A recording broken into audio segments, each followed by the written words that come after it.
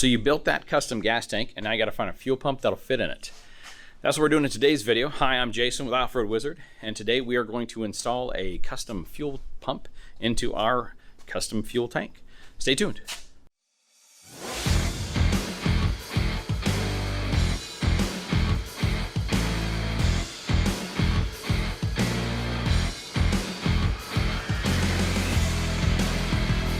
So after we have assembled the fuel pump assembly, we have to cut a hole this big so we can fit this down into there. I don't have a hole saw that's big enough to do this size of hole, so I'm gonna plasma cut it.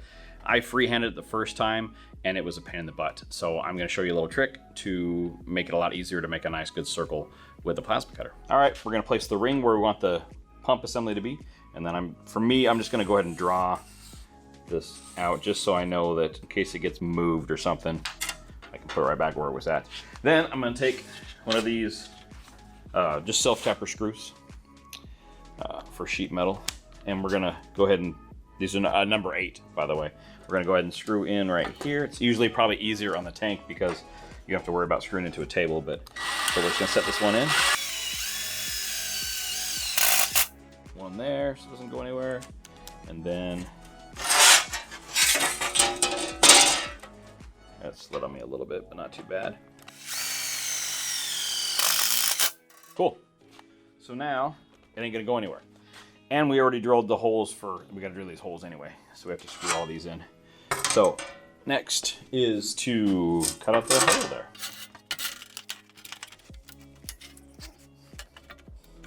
So again, this would be a heck of a lot easier on an actual tank that isn't gonna flex and move like this. But I'll show you the basic concept that we're talking about here. All right, so we're just gonna cut a hole using this as my guide. I'm gonna start a little bit in the middle so I don't ruin my ring here.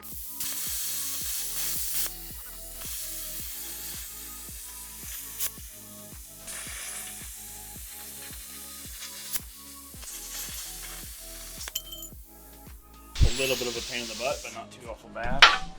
It's hard to hold it up off of the metal and then all along this edge without gouging into that.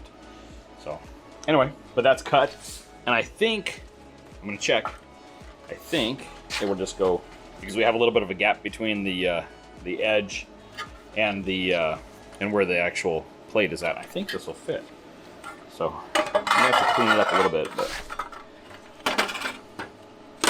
boom, fits just like that. So now we're gonna mark the rest of the holes. We don't want to drill through this because these are actually threaded. So we're just gonna mark where all the rest of the holes are at. And you can take a center punch and center punch these also.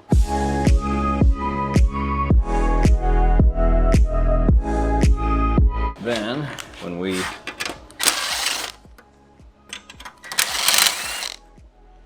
unscrew that. So there you go, you got all the holes, everything all marked. I missed a couple here. It's because mine is used. So I took mine off. So that wouldn't happen. You'd have some dots there. You just go over and take it to the drill press and drill them all out. If you missed any, you can always just put this right back in and then mark the holes again and just drill them out. Like I said, don't drill through this because these are actually threaded, and you need those threads if you're going to use this on the underside of the tank. Okay, I just want to take a second to go over the whole assembly. Fairly simple though, fairly straightforward. So there is basically there's a supply line, which is the middle one, and then a return line. This goes obviously to the engine. This one comes back from the engine. And then there is another one for the vent, which I have the ball vent in here. So when you flips it upside down, it'll block the fuel off so all your fuel doesn't drain out. And then pretty basic, what you do is you'll measure from the inside of your tank, from the top of your tank to the bottom of your tank, and then you'll set this depth to that distance. So the bottom of this will be whatever that measurement is. This comes ready to go for, I believe it's 13 inches, 13 and a half inches to a minimum depth of 6 inches. And basically that'll just set this base in that distance, and then you just cut off the excess that you have. My tank is actually like 15 inches deep, so I actually had to go farther down. So all I did was just measure it in, measure this distance, and then I just self-tapped a screw in to hold this cup in place, which is basically all they do. They just put a screw through here and through there, and then that's what holds everything in place. Then the fuel pump comes with a little mount that actually gets bolted to the brace there, and then you just zip tie it to the mount. It's pretty easy. You put on this little filter and it goes on the bottom of the tank. Just keeps everything from sucking up fuel. And then the return line just goes along inside the container here, just down. You want to leave about 1 inch from the bottom, and then I just zip tied it to the fuel pump to kind of keep it in place from falling over the place and flopping. Then you run the power lines, which they give you the wires for it, through these little grommet things, which keep it sealed. One of the positive, one of the negative, and then to whatever connector you want to use. This is a weather pack one. But it's basically pretty straightforward. It's pretty simple, not very difficult. One more thing I wanted to bring up was the fact that when I extended mine, they give you these fuel lines. Mine was not long enough to reach the bottom of here, so I had to go buy a fuel line. Just make sure that you get submersible fuel line, not just regular old run along the car fuel line. You have to get the submersible stuff. Otherwise, the rubber will just deteriorate from the outside in because you have it dipped in fuel. So it's a little more expensive, but it's well worth it. All right, so when determining where you're gonna put the fuel pump, you're gonna wanna make sure that you're aware of where this is gonna go. My tank goes down about 5 inches and then 45 is over again. So the bottom of this tank is only about half the distance, a little over half the distance of the actual tank. So I can't go this direction with it, and I can't obviously go this direction with it. So it either goes this way or goes this way. And I believe I have it set up this way because I did not want, when I put the fuel sending unit in, I didn't want it to be in the way. You want to make sure when you put the fuel sending unit in also that the bobber doesn't interfere and hit the fuel pump there. So my setup is basically like this. I could, I believe, flip this completely back around like this and be okay.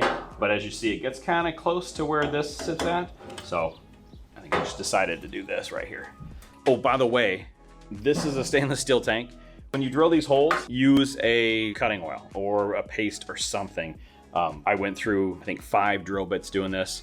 I actually went through 2 drill bits, the hardened steel ones with the tapping oil. But I literally, when I didn't have that oil in it, I do 2 holes and the drill was gone. It was gone. It was dead.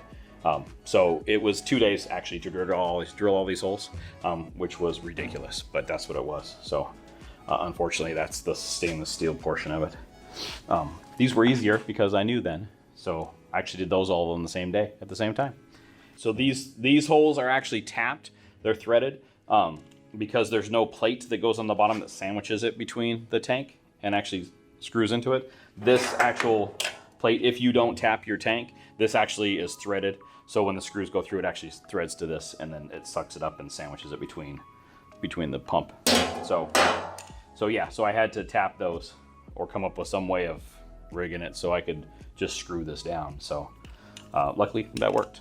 So now we just to install. All right, so when I get ready to put this in, I'm gonna use the plate that goes underneath, gets sandwiched underneath. So what I'm gonna do is I'm going to mark where this is at, the way it goes in, just in case I have to mess around. So I make the holes, make sure everything lines up, and then I just put a couple of marks in it right there, just so I know if I pull it out and have to mess with it, or if I drop it or whatever the case, I know which way, which holes lined up. It just makes it easier. All right, I got all my stuff. So I got these screws. They give you this really long screw here to get it started. It's easier to get your finger underneath there and hold it if you need to. It just makes things simpler. And a couple of the longer screws and then some shorter ones once you get in there.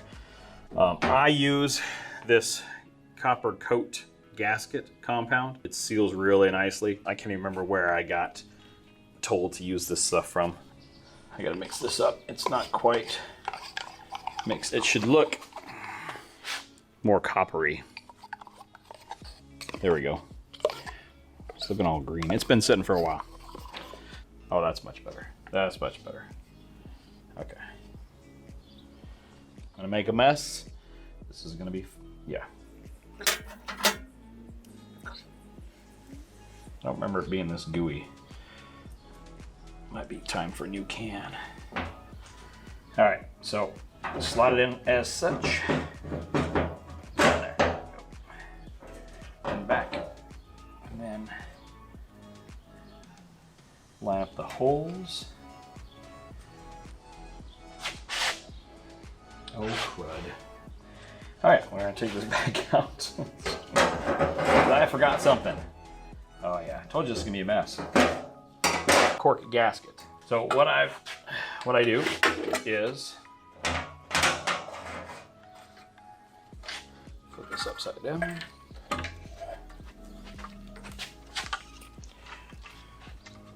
Hold this up here, right where that cork gasket's gonna go. Then we'll slide the gasket down,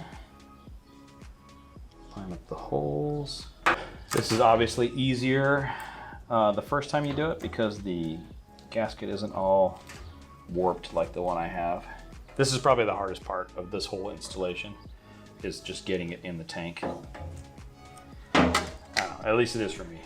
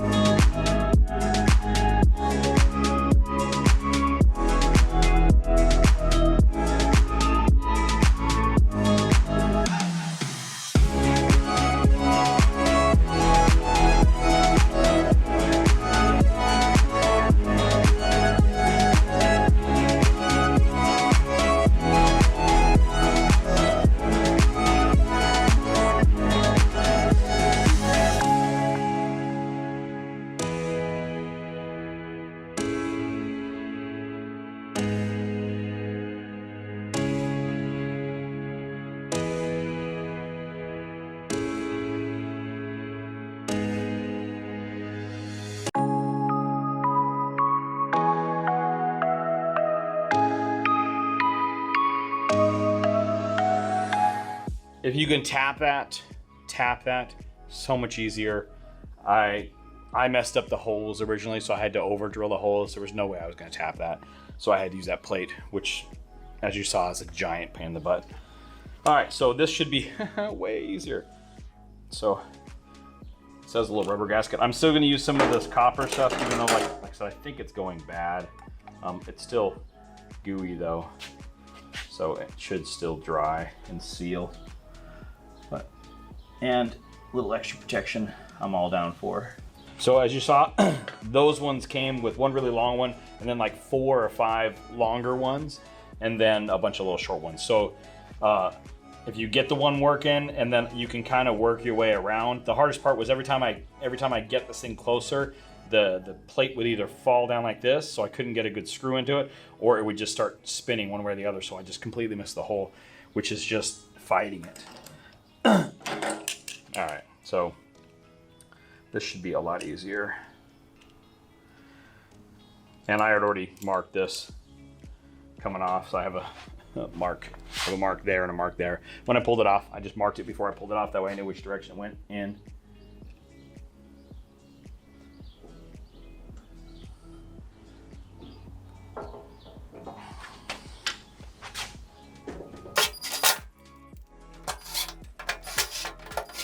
Not too bad. Let's see how much easier that one was, that it was threaded. So much easier. From there, we'll just wire it up, hook my fuel lines in, run the vent line, and then this on the fuel sending unit. Positive is in the center one, and then the negative, the ground, goes on this corner one over here.